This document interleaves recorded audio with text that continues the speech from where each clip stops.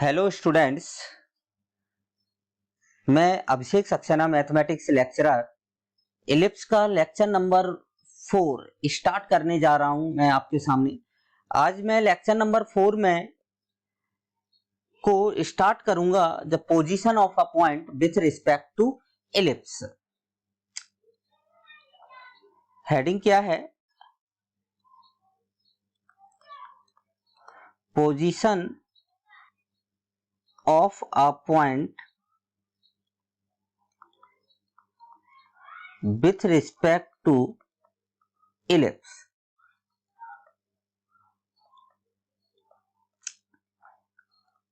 हिंदी में इसको क्या बोलेंगे? हिंदी में इसको बोलेंगे कि किसी बिंदु की दीर्घवृत्त के सापेक्ष स्थिति। किसी बिंदु की दीर्घवृत्त के सापेक्ष स्थिति तो क्या लिखेंगे? यहां पर आप ध्यान से देखेंगे सभी स्टूडेंट। चलिए स्टार्ट करते हैं इसको। ध्यान से देखेंगे सभी स्टूडेंट। यहां पर the point P, the point P x1, y1 lies outside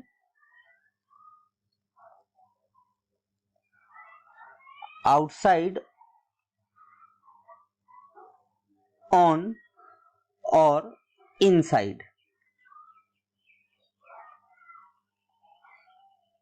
the ellipse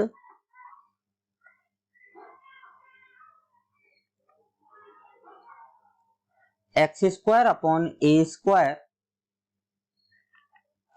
plus y square upon b square equal to 1।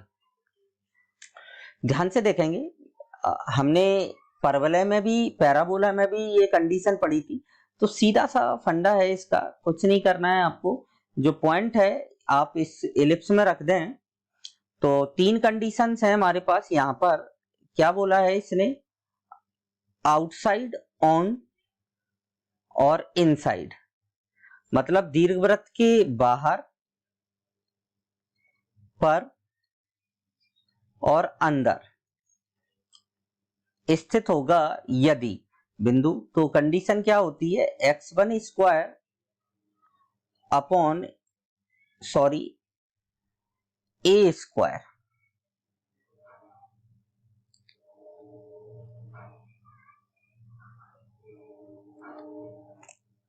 Plus y1 square upon b square greater than, equal to और less than 0। ये condition होती है आपकी outside के लिए,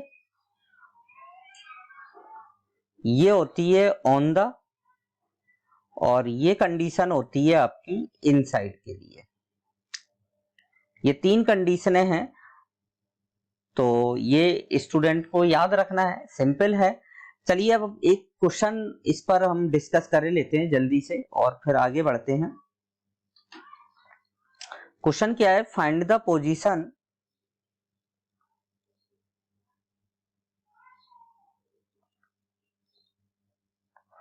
find the position of a point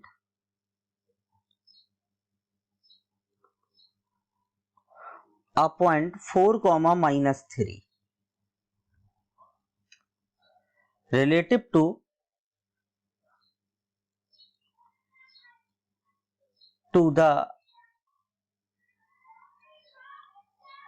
the ellipse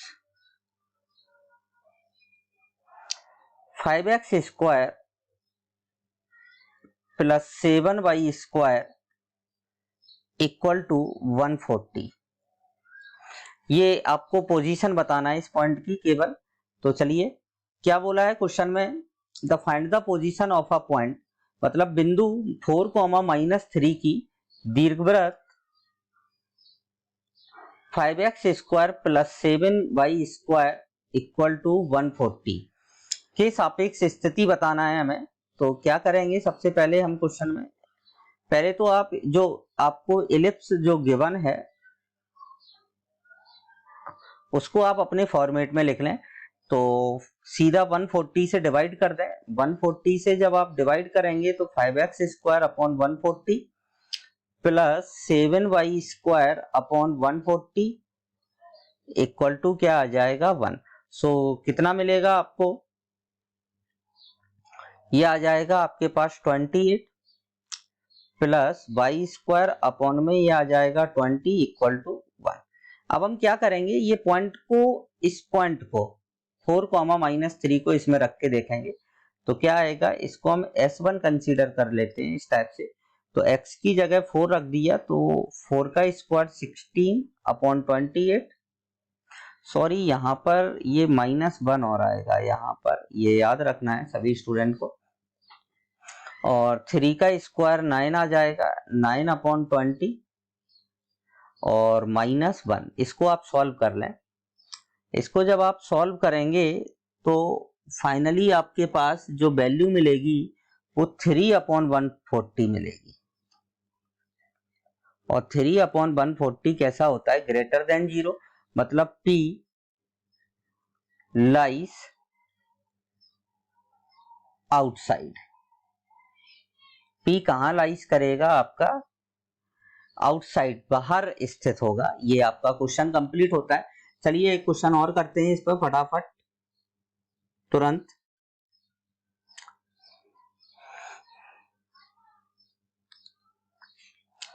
question क्या दिया है आपको, find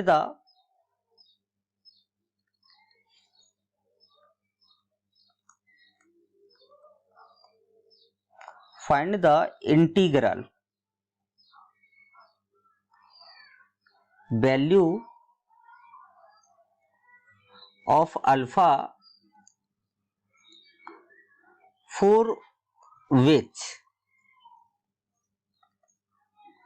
for which the point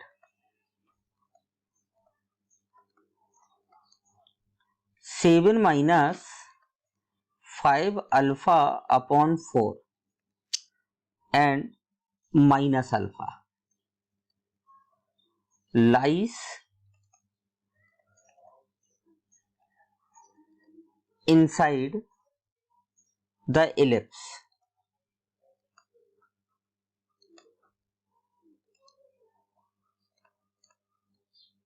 x square upon 25 plus y square upon 16 equal to 1। ये क्वेश्चन दिया है। सबसे पहले तो थोड़ा सा हिंदी मीडियम स्टूडेंट की भावनाओं का ख्याल रखकर मैं थोड़ा सा इसको हिंदी में रिपीट कर रहा हूं इस क्वेश्चन को। Find the integral value of alpha. Alpha का वह पूर्णांक मान जिसके लिए बिंदु दीर्घवृत्त के अंदर स्थित है, इसको बोलते हैं इंटीग्रल को पूर्णांक बिंदु। पूर्णांक मान ज्ञात करना है हमें, वैल्यू को मान बोलते हैं। तो हिंदी में क्या है, ये अल्फा का के पूर्णांक मान ज्ञात कीजिए जिसके लिए ये जो बिंदु दिया है आपको, बड़ा सारा सा एक बिंदु है आपके पास, ये लाइस इनसाइड द इलिप्स, इस इलिप्स के अंदर स्थित है। चलिए सॉल्व करते हैं फटाफट इस क्वेश्चन को, ध्यान से देखें। जब भाई आपको गिवन ही है कि ये बिंदु इसके अंदर स्थित है तो रख दें, x की जगह रख दिया मैंने 7 माइनस 5 अल्फा अपॉन 4 का स्क्वायर अपॉन में 25 प्लस y माइनस अल्फा तो अल्फा स्क्वायर अपॉन 16। सॉरी यहां पर ये -1 आएगा, -1 इज लेस देन 0, ये आ जाएगा। अब इसको आप सॉल्व करें, इसको थोड़ा सा कठिनाई है सॉल्व करने। 1/25 ये अलग कर लो, लेकिन करना तो है ही अपन को। 4 एलसीएम ले लेंगे अगर हम तो 28 आ जाएगा ये आपके पास। 4 ये इसको अभी अपन ऐसे ही लिखे देते हैं एक बार, 7 माइनस 5 अल्फा अपॉन 4 का square plus alpha square upon 16 minus 1 is less than 0। जब इसको आप सॉल्व करेंगे तो यहां पर आपको मिलेगा 28 माइनस 5 अल्फा का स्क्वायर, ऐसे मिलेगा। मैं इसको डायरेक्ट लिख रहा हूं, प्लस में आ जाएगा 25 अल्फा स्क्वायर और माइनस का आ जाएगा आपके पास 400 इज लेस देन 0। इसको कुछ नहीं किया मैंने, एलसीएम ले लिया और फिर अंदर एलसीएम लिया, फिर बाहर पूरे का एलसीएम ले लिया। तो यहां से आपको मिलेगा, इसको जब आप सिंप्लीफाई करेंगे, ये काम आप सेल्फ कर लेना, 50 अल्फा स्क्वायर माइनस का 280 अल्फा प्लस का 384 is less than 0, is less than 0। ये मिल जाएगा, इसमें 2 से आप डिवाइड कर दें तो ये आ जाएगा 25 अल्फा स्क्वायर माइनस का 140 अल्फा और प्लस का आ जाएगा 192 इज लेस देन। इसके अब आप फैक्टर कर लें, फैक्टर करने के बाद आपको मिलेगा 5 अल्फा माइनस 12। कैलकुलेशन आपको सेल्फ करना है सभी स्टूडेंट को, हम कैलकुलेशन में टाइम खराब नहीं करेंगे यहाँ पर। तो यहां से आप देखें कि अल्फा की आपके पास दो वैल्यू आ गई, एक तो 12/5, ये 12/5 को यहां रख दिया, और एक वैल्यू आ गई आपके पास 16/5। ये पॉजिटिव होता है, ये नेगेटिव होता है और ये पॉजिटिव होता है। आपकी जो इनइक्वालिटी है उसके अकॉर्डिंग अगर अपन देखें कि लेस देन 0 मतलब नेगेटिव चाहिए, तो जो अल्फा की वैल्यू है वो 12/5 से लेके किसके बिटवीन होगी, 16/5। मतलब समथिंग ये वैल्यू कितनी होगी, ये वैल्यू होगी आपकी 2.4 is less then alpha is less then, ये वैल्यू आपकी कितनी होगी 3.2 के समथिंग, 3 पॉइंट कितनी होगी 2 होगी। तो अब आप यहां से देख सकते हैं इंटीग्रल वैल्यू मतलब पूर्णांक मान कौन सा है अल्फा का, 2.4 से बड़ा लेकिन 3.2 से छोटा। तो जो इंटीग्रल वैल्यू होगी अल्फा की वो आपकी अल्फा बराबर 3 आ जाएगी, अल्फा बराबर कितनी आएगी 3 आ जाएगी यहां से। तो ये आपका फाइनली क्या है, आंसर है। चलें भाई आगे बढ़ते हैं जल्दी जल्दी फटाफट।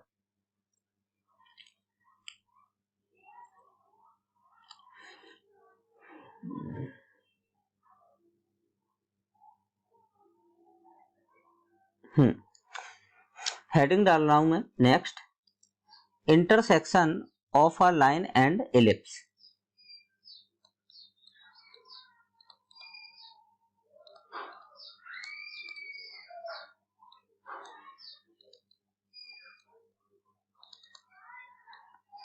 एंड एलिप्स,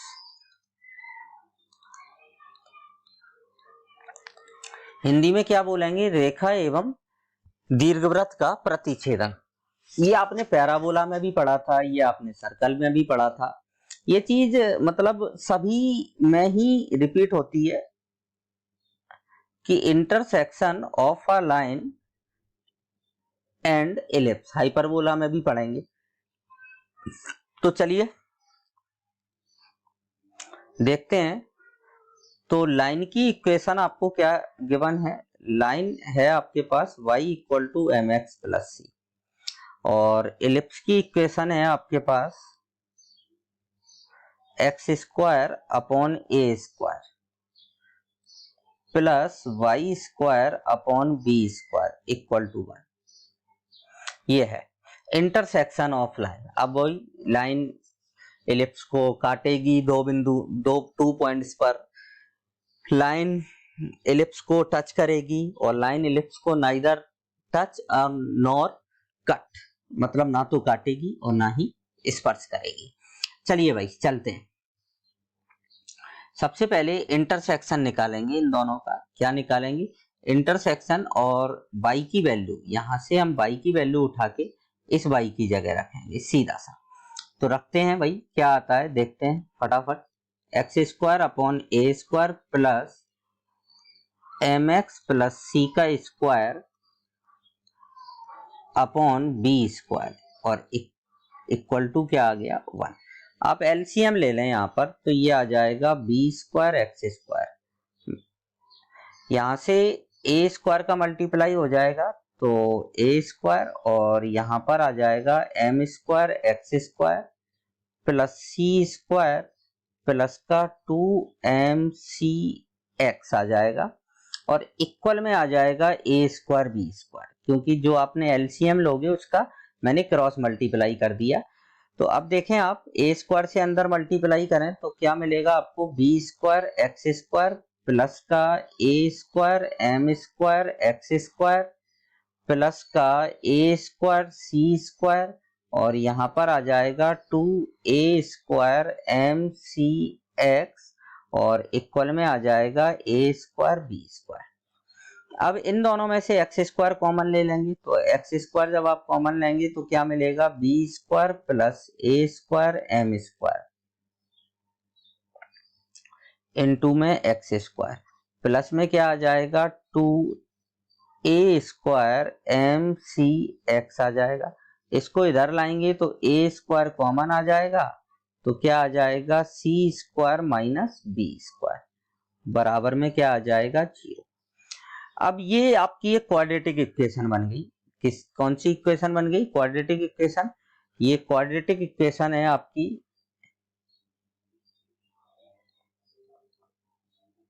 द्विघात समीकरण। क्वाड्रेटिक इक्वेशन है, इसमें ए की वैल्यू क्या है आपकी? ए की वैल्यू है बी स्क्वायर प्लस ए स्क्वायर एम स्क्वायर, और बी इक्वल टू क्या है आपका?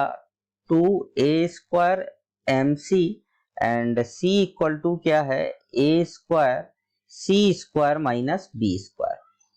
अब हम इस इक्वेशन का डिस्क्रीमेंट निकालेंगे। क्या निकालेंगे? डिस्क्रीमेंट विविक्त कर। वही सभी स्टूडेंट जानते हैं, बी स्क्वायर माइनस का 4ac। B square minus 4ac निकालेंगे तो b square 4ac, B square मतलब क्या आ जाएगा? 4a की power 4 M square c square minus 4 ए का और इसका मल्टीप्लाई करेंगे तो ये आ जाएगा ए square c square minus b square, और यहां पर आ जाएगा बी स्क्वायर प्लस ए स्क्वायर एम स्क्वायर। क्लियर भाई? 4a स्क्वायर कॉमन लेना, जिससे थोड़ा सा तो डाटा छोटा हो जाए, तो ए square M square c square. अब इनका मल्टीप्लाई किया, बाहर माइनस है तो माइनस से भी मल्टीप्लाई करते चलेंगे, तो माइनस का बी स्क्वायर सी स्क्वायर आ जाएगा, माइनस का a square c square M square आ जाएगा, और इसका मल्टीप्लाई तो प्लस बी की पावर 4 आ जाएगा, और प्लस बी स्क्वायर ए स्क्वायर और एम स्क्वायर आ जाएगा। क्लियर? अब भाई क्या जो कट रहा है उसको काटो, ये कैंसिल आउट। थोड़ा सा पेज को ऊपर लेके चलें। चलिए इतने से ही काम चल जाएगा अपना। तो क्या आएगा अपने पास? डी की वैल्यू आ गई भाई 4a स्क्वायर, और इसमें से आप देखें कि बी स्क्वायर कॉमन आ रहा है, तो बी स्क्वायर भी कॉमन ले लें। अब क्या मिलेगा आपको? बी स्क्वायर माइनस का सी स्क्वायर और प्लस का ए स्क्वायर एम स्क्वायर, ये मिल गया। अब यहां से 3 केस बनेंगे।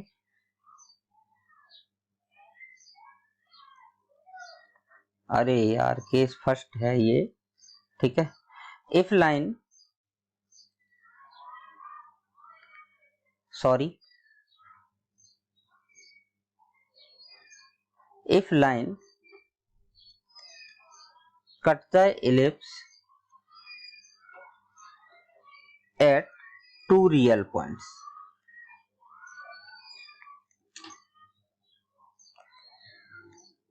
मतलब अगर रेखा परवलय को दो वास्तविक बिंदुओं पर काटती है, अगर दो वास्तविक बिंदुओं पर काटती है भाई, तो निश्चित बात है जो डी होगा वो आपका ग्रेटर देन 0 होगा, तो इसको ग्रेटर देन 0 रखेंगे। तो b square minus c square plus A square M square is greater than 0। तो यहां से कंडीशन आ जाएगी c square is less than b square plus A square M square. ये कंडीशन होती है आपकी किसकी, जब रेखा दीर्घवृत्त को दो बिंदुओं पर काटेगी। चलें केस सेकंड की बात करें, फटाफट जल्दी चलते हैं अपन। If line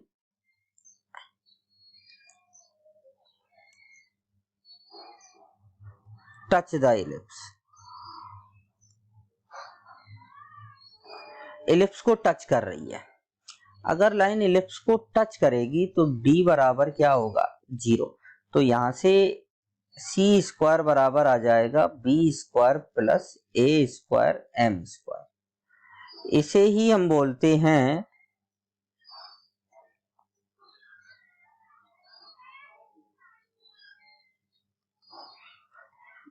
condition for tangency, स्पर्शी के लिए प्रतिबंध। किसके लिए प्रतिबंध, स्पर्शी के लिए प्रतिबंध होता है ये आपका, ये मोस्ट पार्ट है, इस पे क्वेश्चन आते हैं, तो ये याद रखना है सभी स्टूडेंट को। केस थर्ड आता है नाइदर टच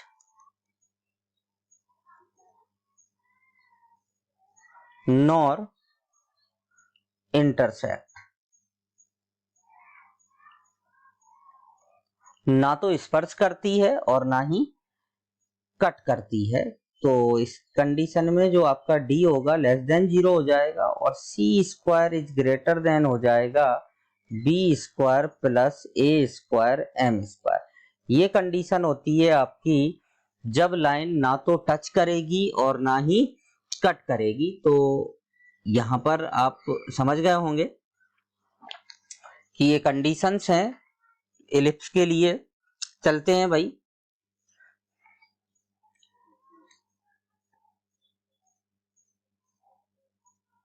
क्वेश्चन एक छोटा सा क्वेश्चन ले लेते हैं इन पर। वैसे क्वेश्चन क्या है, for what value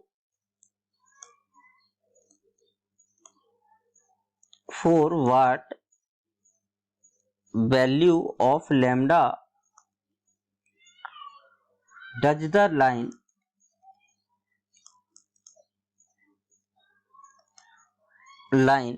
y equal to x plus lambda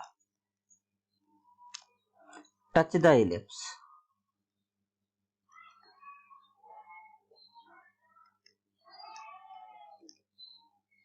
nine x square plus 16y square equal to 144। ये क्वेश्चन है आपका। हिंदी में क्या बोलेंगे इस क्वेश्चन को, क्वेश्चन में क्या दिया है, for what value of alpha, for what value of lambda the line y equal to x plus lambda touch the ellipse, ellipse को टच करती है। मतलब लैम्डा के किस मान के लिए रेखा दिए गए दीर्घवृत्त को स्पर्श करती है। चलें सॉल्व करते हैं जल्दी। सबसे पहले तो दीर्घवृत्त इलिप्स को भाई थोड़ा सा सही आप अपने रूप में लिख लें, तो ये आ जाएगा 144 से डिवाइड करेंगे अगर आप इक्वेशन को, तो एक्स स्क्वायर अपॉन 16 आ जाएगा प्लस वाई स्क्वायर अपॉन 9 आ जाएगा और इक्वल टू क्या आ जाएगा 1। और लाइन की इक्वेशन आपको क्या दी है, लाइन दी है y equal to x plus lambda. तो यहाँ से m की वैल्यू आपको दिख रही है, m की वैल्यू 1 है और c की वैल्यू क्या है, लैम्डा है। यहां से हमारे पास a स्क्वायर की वैल्यू 16 है और b स्क्वायर की वैल्यू 9 है। फॉर कंडीशन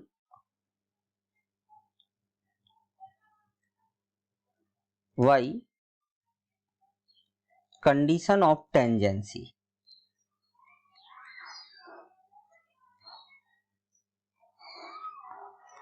टेंजेंसी की कंडीशन से क्या होता है, सी स्क्वायर इक्वल टू आता है बी स्क्वायर प्लस ए स्क्वायर एम स्क्वायर।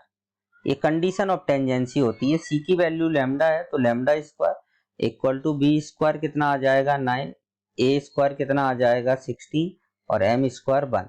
तो लैम्डा स्क्वायर इक्वल टू क्या आ जाएगा 25, देन लैम्डा इक्वल टू क्या आ जाएगा ±5। ये आपका क्या होता है आंसर। ये आंसर है, सिंपल क्वेश्चन है, आप इजीली स्टूडेंट इसको कर सकता है। चलिए भाई आगे बढ़ते हैं।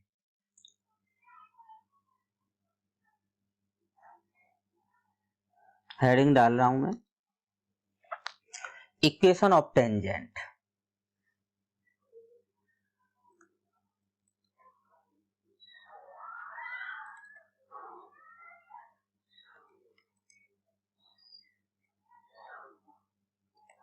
इक्वेशन ऑफ टेंजेंट, स्पर्श रेखा स्पर्शी का समीकरण।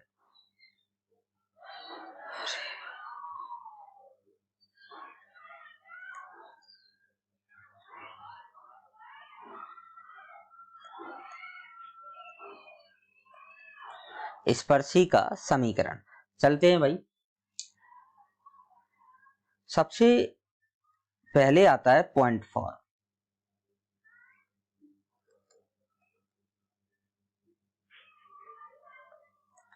जैसा कि सभी स्टूडेंट्स को मालूम है, पॉइंट फॉर्म, फिर पैरामेट्रिक फॉर्म और फिर स्लोप फॉर्म में। तो एक यहां पर हम थोड़ा सा एक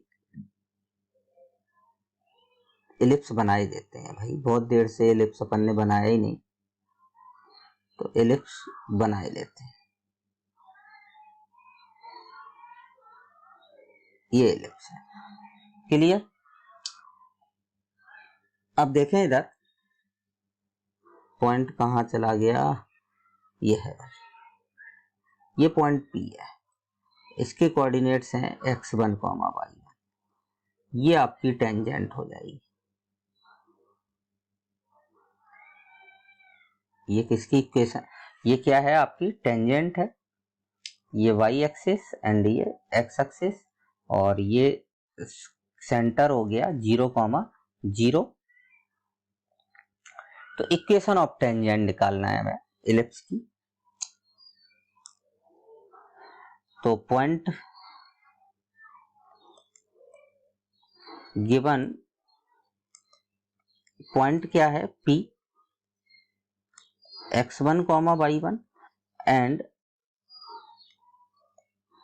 इलिप्स है आपका x square upon a square plus y square upon b square equal to 1। मैंने आपको बताया था पहले कि जब भी एक 2 डिग्री की जनरल इक्वेशन की टेंजेंट निकाल के बताई थी, जैसे x स्क्वायर होता है तो इसको हम रिप्लेस कर देते हैं x1 से, और y स्क्वायर होता है तो y स्क्वायर को रिप्लेस कर देते हैं y1 से। अगर यहाँ पर x होता है तो x को रिप्लेस करते हैं हम x प्लस x1 अपॉन 2 से, y को हम रिप्लेस करते हैं y प्लस y1 अपॉन 2 से, और xy वाला टर्म्स होता है, याद होना चाहिए सभी स्टूडेंट को, तो x1y प्लस xy1 अपॉन 2 से हम इसको रिप्लेस करते हैं। तो यहाँ तो केवल आपके पास दो ही पॉइंट हैं, एक्स स्क्वायर वाला और वाई स्क्वायर वाला। तो इक्वेशन ऑफ टेंजेंट कैसे आ जाएगी आपकी, इक्वेशन ऑफ टेंजेंट आ जाएगी आपके पास x(x1) upon a square plus y(y1) upon b square और इक्वल टू 1। ये होती है आपकी इक्वेशन ऑफ टेंजेंट। सो ध्यान रखना है सभी स्टूडेंट को। अगर अब यहीं पर पैरामेट्रिक फॉर्म की बात करें, अगर अपन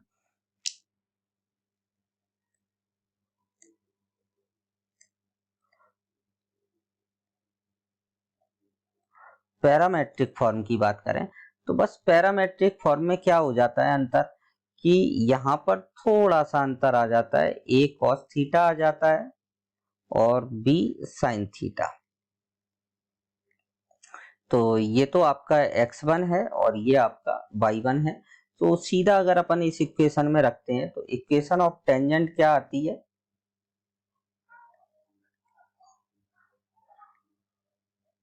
इक्वेशन ऑफ टेंजेंट आ जाती है x into a cos theta. यहाँ थीटा क्या होता है आपका इसेंट्रिक एंगल, कौन सा एसेंट्रिक एंगल होता है, अपॉन में a square plus y b sine theta upon B square और इक्वल में क्या आ जाता है 1। सो फाइनली a से एक a कैंसिल आउट हो जाएगा आपका और एक b से एक b कैंसिल आउट हो जाएगा। तो इक्वेशन ऑफ टेंजेंट क्या आ जाएगी, x upon a cos theta plus y upon b sin theta और इक्वल टू 1। ये आपकी इक्वेशन ऑफ क्या होती है, टेंजेंट इन पैरामेट्रिक फॉर्म। किस फॉर्म में है ये, पैरामेट्रिक फॉर्म में। चलो भैया स्लोप फॉर्म में और देख लें फटाफट अपन। थर्ड आता है स्लोप फॉर्म, प्रवणता रूप में। तो प्रवणता रूप में अभी आपको ध्यान हो, मैंने एक लाइन ली थी y equal to M x plus C, ठीक है ना। और कंडीशन ऑफ टेंजेंसी क्या आई थी अपने पास,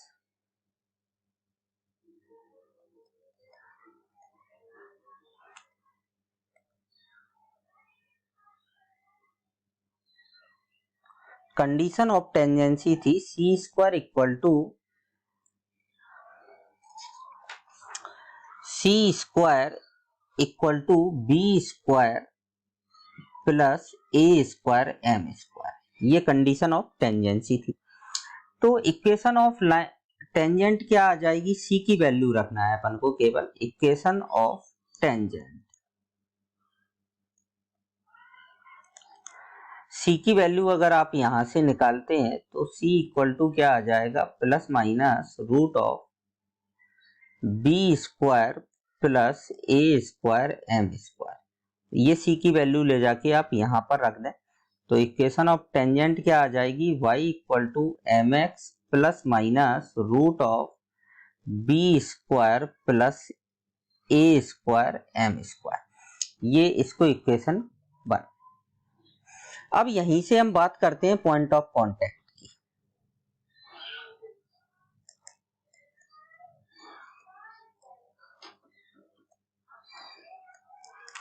पॉइंट ऑफ कांटेक्ट की बात करते हैं, ध्यान से देखेंगे सभी स्टूडेंट कि ये इक्वेशन है आपके पास y, इसी को हमने ऐसे लिख लिया m x minus y plus minus root of b square plus A square M square equal to 0। ये ले लिया, ठीक है। इसकी जगह हम सी भी ले सकते हैं आराम से, जैसे छोटा करना हो। और एक इक्वेशन ऑफ टेंजेंट अभी हमने पॉइंट फॉर्म में निकाली थी।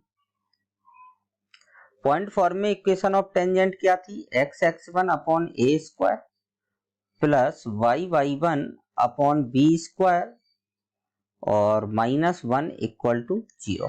तो ये इक्वेशन और ये इक्वेशन, ये दोनों कैसे होंगे, सेम होंगे। अगर ये सेम होंगे तो यहां से हम सीधा लिख सकते हैं, हमें x1 y1 निकालना है तो इनके जो x के गुणांक, x के कोफिशिएंट का अनुपात रेशियो और y के कोफिशिएंट का रेशियो और कांस्टेंट का रेशियो सेम होना चाहिए। तो यहां से हम सीधा निकाल सकते हैं x1 अपॉन ए स्क्वायर अपॉन में m, सॉरी, इक्वल होगा y1 अपॉन बी स्क्वायर -1 और इक्वल होगा -1 करेंगे तो यहां पर 1 अपॉन माइनस प्लस करे देता हूं मैं root of b square plus A square M square. तो यहां से हम डायरेक्ट x1 और x1 की और y1 की वैल्यू हम इजीली फाइंड आउट कर सकते हैं। यहां से ध्यान से देखें x1 अपॉन ए स्क्वायर, तो ये आ जाएगा अपने पास x1 की वैल्यू जो आएगी वो क्या आ जाएगी, माइनस प्लस या प्लस माइनस जैसे भी चाहें,